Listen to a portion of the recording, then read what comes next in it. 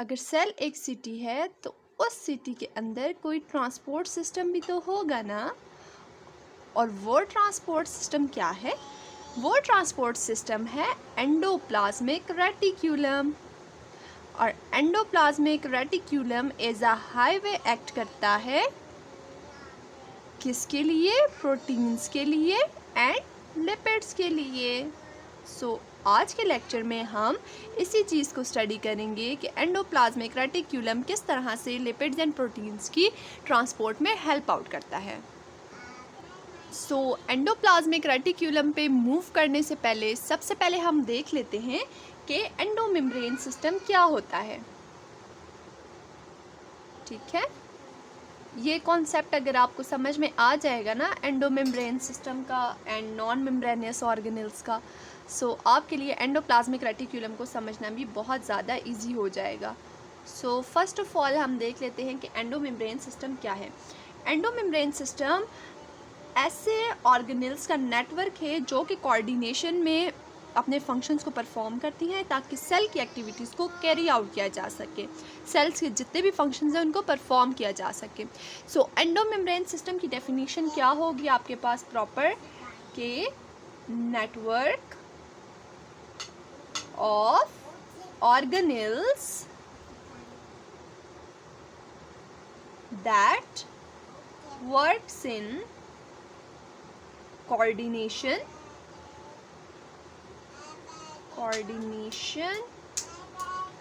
to perform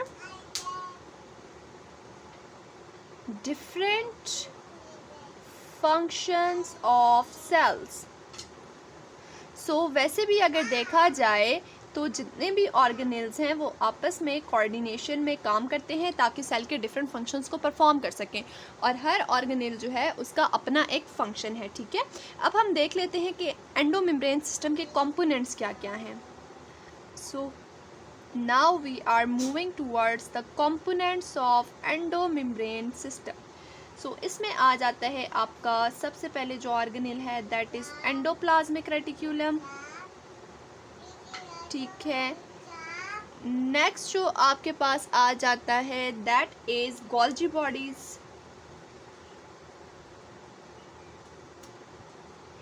next आपके पास आ जाता है लाइसोसोम्स।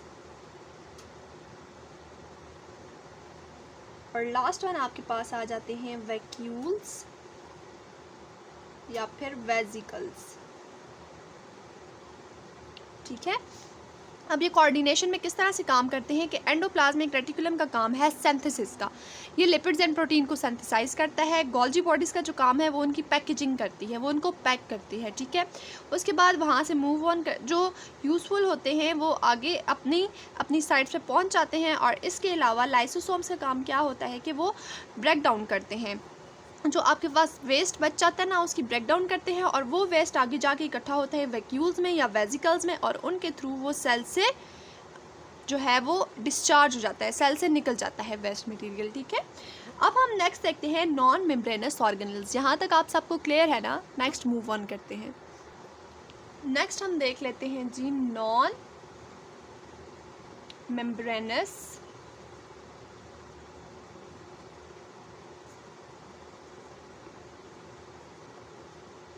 ऑर्गेनल्स।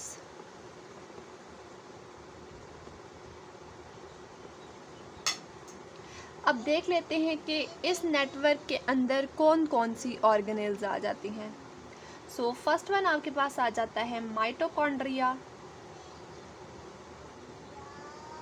माइटोकॉन्ड्रिया आपको पता है, इसको हम powerhouse of the cell भी कहते हैं।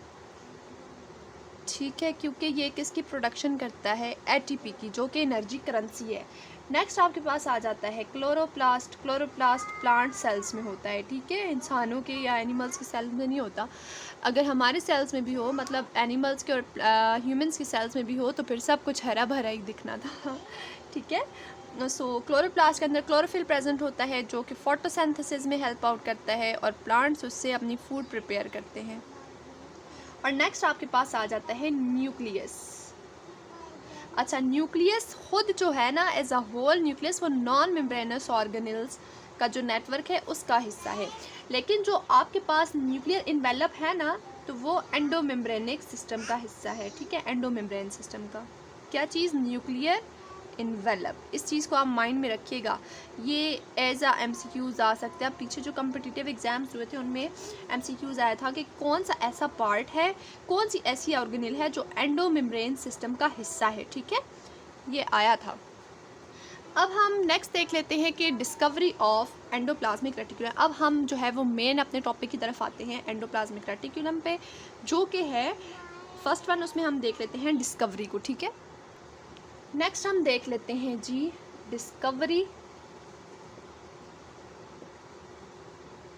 Of ER, and ER means endoplasmic reticulum, ठीक है।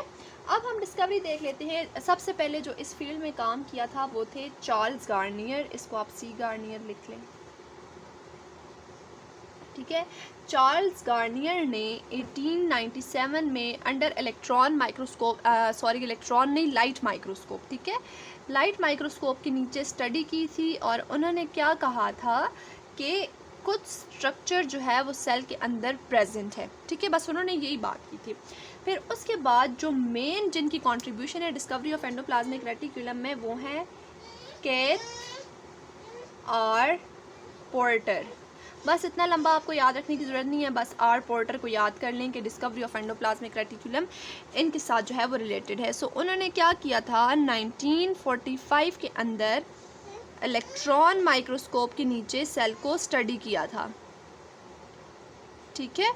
और इलेक्ट्रॉन माइक्रोस्कोप के अंदर जब उन्होंने स्टडी किया तो उन्होंने बताया कि कुछ ग्रुप ऑफ मेम्ब्रेन्स, या इसको आप कह सकते हैं लेसी ऑफ मेम्ब्रेन्स, ठीक है। क्या कहा था केथ आर पोर्टर ने कि lacy of membranes is attached with nuclear envelope, के न्यूक्लियर इन्वेलप के साथ क्या है, लेसी ऑफ मेम्ब्रेन्स या ग्रुप ऑफ मेम्ब्रेन्स अटैच्ड है, ठीक है। So lacy of membranes are attached with nuclear envelope, जिसको उन्होंने नाम दिया था किसका जी, एंडोप्लाज्मिक रेटिकुलम का। सो इसमें से भी एक MCQ आ सकता है कि डिस्कवरी ऑफ एंडोप्लाज्मिक रेटिकुलम में मेन रोल किसका था या मेन कंट्रीब्यूशन किसका था। So that was Keith R Porter. बस इसको आप आर पोर्टर ही अपने माइंड में रख लें, ठीक है। अब नेक्स्ट हम देख लेते हैं जी कि डेफिनेशन ऑफ एंडोप्लाज्मिक रेटिकुलम के एक्चुअल में एंडोप्लाज्मिक रेटिकुलम है क्या। नेक्स्ट हम देख लेते हैं जी proper definition of endoplasmic reticulum, के एंडोप्लाज्मिक रेटिकुलम एक्चुअल में है क्या। सो एंडोप्लाज्मिक रेटिकुलम जो है वो membrane bounded sac like structures का एक जो है वो नेटवर्क है, ठीक है। सो प्रॉपर डेफिनेशन क्या होगी, network of membrane bounded sac like structures called as cisternae। और उस सेक लाइक स्ट्रक्चर को उन्होंने क्या नाम दिया था, सिस्टर्नी का।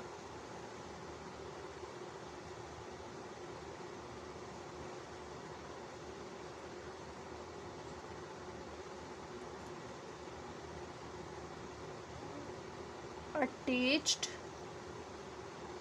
टू द न्यूक्लियर इन्वेलप,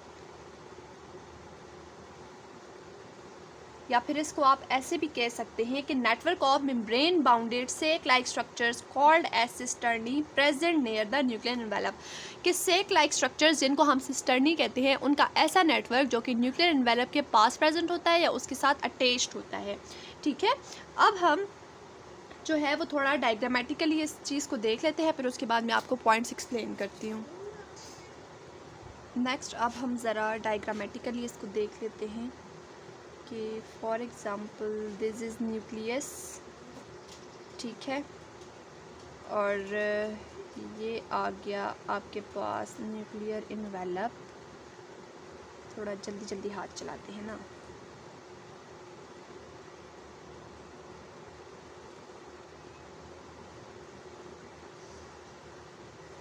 ठीक है, यहाँ से भी आप इसको ऐसे ही ले लें, ये आ गया। और यहाँ पर इसके ऊपर ये स्ट्रक्चर आ गया। ये मैं बाद में आपको लेबल करके दिखाती हूँ कि व्हाट आर दीज। डायग्राम्स मेरी इतनी अच्छी नहीं है, सो जज करने की ज़रूरत नहीं है, ठीक है।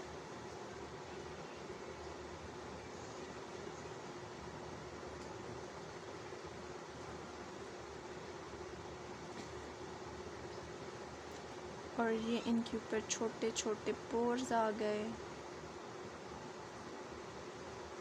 सो ये जो आपके पास पूरा स्ट्रक्चर है that is SER, smooth endoplasmic reticulum. ये आ गई जी आपके पास ट्यूब्यूल्स, ठीक है। ये डायग्राम आप देख रहे हैं, फिर उसके बाद सारा कुछ हम जो है वो डिटेल में जाते हैं। ये जो स्ट्रक्चर है इसको लेमन कहते हैं, सॉरी ल्यूमेन कहते हैं।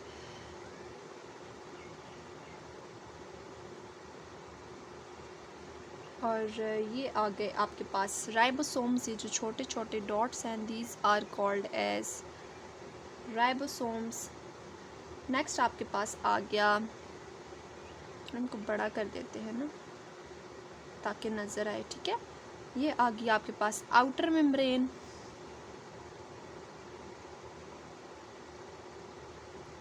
ये आ गई आपके पास inner membrane.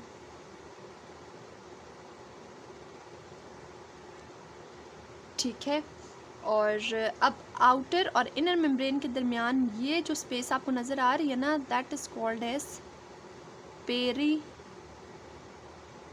Nuclear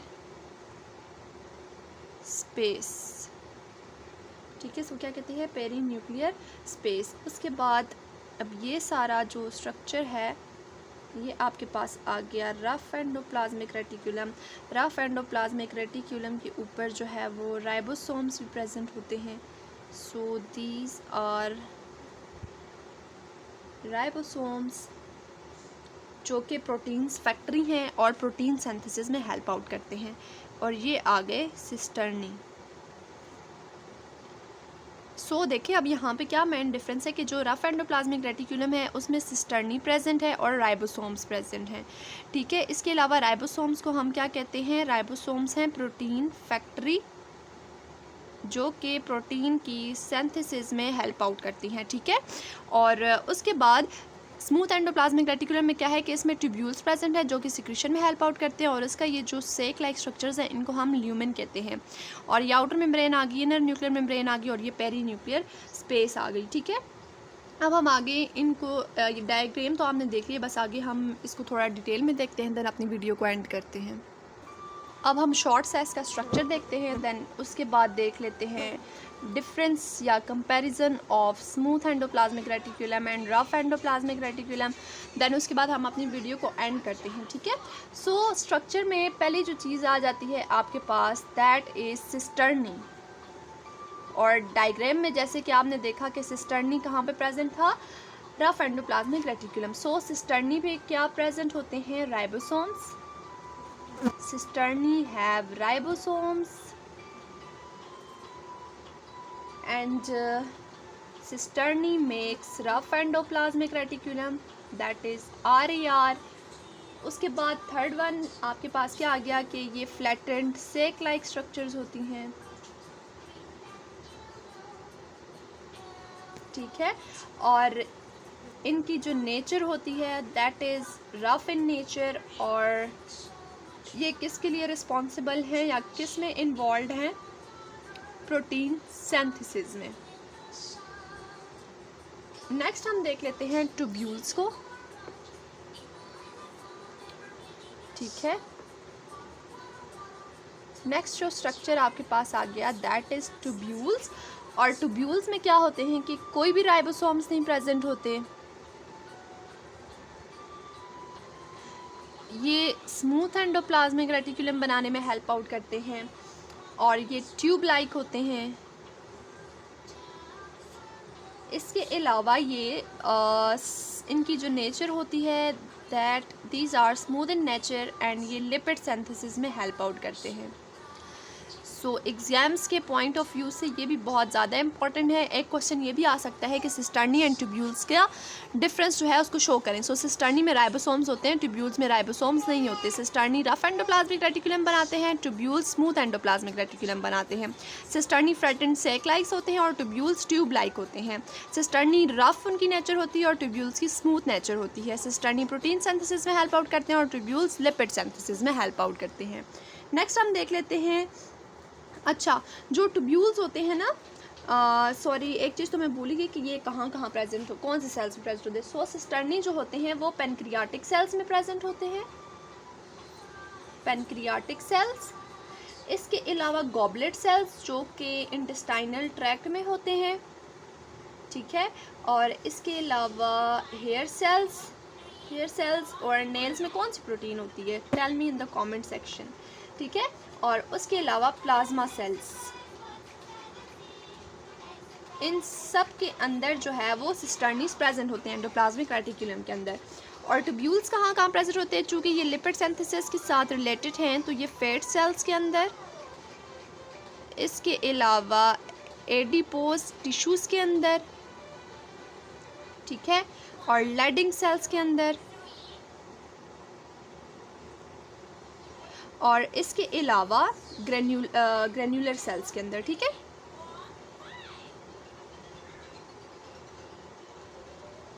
so if you people want you can take the screenshot. ये जो है वो एग्ज़ाम्स के पॉइंट ऑफ व्यू से बहुत ज़्यादा इम्पॉर्टेंट है। नेक्स्ट इनके स्ट्रक्चर में जो थर्ड इम्पॉर्टेंट चीज़ है दैट इज़ वेसिकल्स, ठीक है। अब हम देख लेते हैं वेसिकल्स क्या हैं और ये कहाँ कहाँ प्रेजेंट होते हैं। सो वेसिकल्स जो हैं वो जो सिस्टर्नी और आपके पास ट्यूब्यूल्स हैं उनके साथ प्रेजेंट होते हैं एज अ हेल्पर। और ये किस चीज़ में हेल्प आउट करते हैं, सिक्रीशंस में, ठीक है। सो फंक्शनली ये क्या हुए, सिक्रीटर्स, और किस में हेल्प आउट करते हैं, सिक्रीशन में हेल्प आउट करते हैं। अब देख लेते हैं ये कहाँ कहाँ प्रेजेंट होते हैं। एक एग्जांपल हम इनकी देख लेते हैं जहाँ पे ये सिस्टर्नी के साथ कोऑर्डिनेशन में वर्क कर रहे हैं, और दूसरी हम देख लेते हैं जहाँ पे ट्यूब्यूल्स के साथ वर्क कर रहे हैं, ठीक है। सो फर्स्ट एग्जांपल हम देख लेते हैं नर्व सेल्स की। नर्व सेल्स चूँकि सिक्रीट करते हैं neurotransmitters, and these neurotransmitters are proteinic in nature, ठीक है। सो प्रोटीन सिंथेसिस और प्रोटीन की सिक्रीशन और उसकी ट्रांसपोर्ट किसका फंक्शन था, सिस्टर्नी का। सो यहाँ पे ये सिस्टर्नी के साथ कोऑर्डिनेशन में वर्क कर रहे हैं। और सेकंड हम देख लेते हैं एड्रिनल कॉर्टेक्स को। और एड्रिनल कॉर्टेक्स क्या करते हैं, ग्लूकोकॉर्टिकॉइड्स रिलीज करते हैं, ठीक है। और कौन सा हार्मोन इन्वॉल्व है, कोर्टिसोल रिलीज करते हैं। So these are steroid hormones जो कि आपके पास लिपिड्स की बेस होती है जिनकी। सो यहाँ पे क्या प्रूफ हो गया कि वेसिकल्स किस तरह से ट्यूब्यूल्स के साथ कोऑर्डिनेशन में वर्कआउट करते हैं। अब लास्ट हम देख लेते हैं स्मूथ एंडोप्लाज्मिक रेटिकुलम और रफ एंडोप्लाज्मिक रेटिकुलम का डिफरेंस, एंड देन अपनी वीडियो को एंड करते हैं। ओके जी, नेक्स्ट हम देख लेते हैं rough endoplasmic reticulum, that is RER, और सेकंड हम देख लेते हैं SER, that is smooth endoplasmic reticulum, ठीक है। सो फर्स्ट वन हम क्या देख लेते हैं कि जो रफ एंडोप्लाज्मिक रेटिकुलम है it is made up of cisternae, ठीक है। पहले सारे रफ एंडोप्लाज्मिक रेटिकुलम के लिख लेते हैं, फिर उसके बाद रफ एंडोप्लाज्मिक रेटिकुलम के अंदर राइबोसोम्स प्रेजेंट होते हैं, ठीक है, दे हैव राइबोसोम्स। इसके अलावा जो रफ एंडोप्लाज्मिक रेटिकुलम होता है it is granular in structure, और ये बहुत ज़्यादा स्टेबल स्ट्रक्चर होता है, ठीक है, it is more stable structure. फिर उसके बाद rough endoplasmic reticulum help out करता है प्रोटीन सिंथेसिस में, ठीक है, ये इसका फंक्शन आ गया। और इसके अलावा डिटॉक्सिफिकेशन में भी हेल्प आउट करता है। अब एक एंजाइम है साइटोक्रोम P450, ठीक है, ये एंजाइम है और ये डिटॉक्सिफिकेशन में इन्वॉल्व है। अब नेक्स्ट हम देख लेते हैं SCR made up of tubules के SCR जो है वो ट्यूब्यूल से मिलके बना होता है। इसमें कोई भी राइबोसोम्स नहीं प्रेजेंट होते, नो राइबोसोम्स आर प्रेजेंट, और ये एग्रेन्यूलर इन स्ट्रक्चर होता है, ठीक है, और लेस स्टेबल स्ट्रक्चर होगा, ये इतना ज़्यादा स्टेबल स्ट्रक्चर नहीं होगा, और ये लिपिड सिंथेसिस में हेल्प आउट करता है, ठीक है, एंड इसके अलावा कार्बोहाइड्रेट्स की मेटाबॉलिज्म में हेल्प आउट करता है, ठीक है। So this was all about today's video and today's lecture. So अब हम इसकी कंप्लीट समरी देख लेते हैं कि फ़र्स्ट ऑफ ऑल हमने देखा कि एंडो मेम्ब्रेन सिस्टम क्या होता है, ठीक है। उसके बाद हमने कंपोनेंट्स देख लिए, फिर हमने नॉन मेम्ब्रेनस ऑर्गेनल्स को स्टडी किया, देन हमने एंडोप्लाज्मिक रेटिकुलम की डिस्कवरी के बारे में बात की, फिर उसके बाद हमने एंडोप्लाज्मिक रेटिकुलम की डेफिनेशन देखी, फिर हमने स्ट्रक्चर देखा कि स्ट्रक्चर में सिस्टर्नी, ट्यूब्यूल्स एंड वेसिकल्स आके, देन उसके बाद हमने रफ एंडोप्लाज्मिक रेटिकुलम और स्मूथ एंडोप्लाज्मिक रेटिकुलम का डिफरेंस देखा और उनका कंपैरिजन किया। सो नेक्स्ट वीडियो में हम एक और बहुत इंटरेस्टिंग सेल ऑर्गेनल को डिस्कस करने वाले हैं, सो स्टे ट्यून्ड।